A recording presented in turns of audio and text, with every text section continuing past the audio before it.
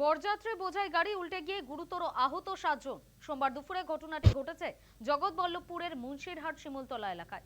Police সূত্রে খবর, মুন্সিরহাট থেকে আমতার দিকে যাওয়ার সময় বরযাত্রী বোঝাই একটা টাটা সুমো গাড়ি নিয়ন্ত্রণ হারিয়ে রাস্তার ধারে উল্টে যায়।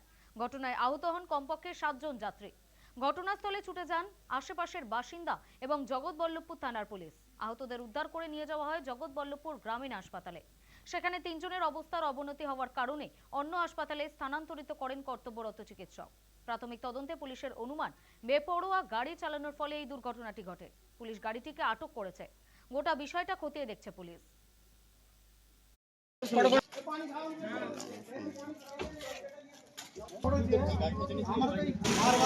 গাড়ি ধরা টিকানি ওই সাইড দিয়ে গাড়িটা থাকতে এই জায়গাটা এই জায়গাটা কই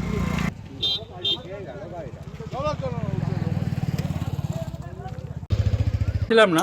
তা আমাদের মানে বিয়ে বাড়ি গাড়ি যাওয়ার পথে হয়তো ড্রিঙ্ক করেছিল গাড়ি, ড্রাইভার মানে রাখতে পারেনি গাড়ি, কি পাল্টি খেয়ে গেছে? পাল্টি খেয়ে কি গাড়ি ছিল?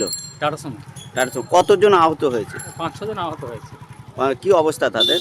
এখন 2 জন খুব ইনজিওর হয়েছে, এক্স রে করতে গিয়েছে, গোলপাড়া থেকে অন্য জায়গায় মানে যাচ্ছে।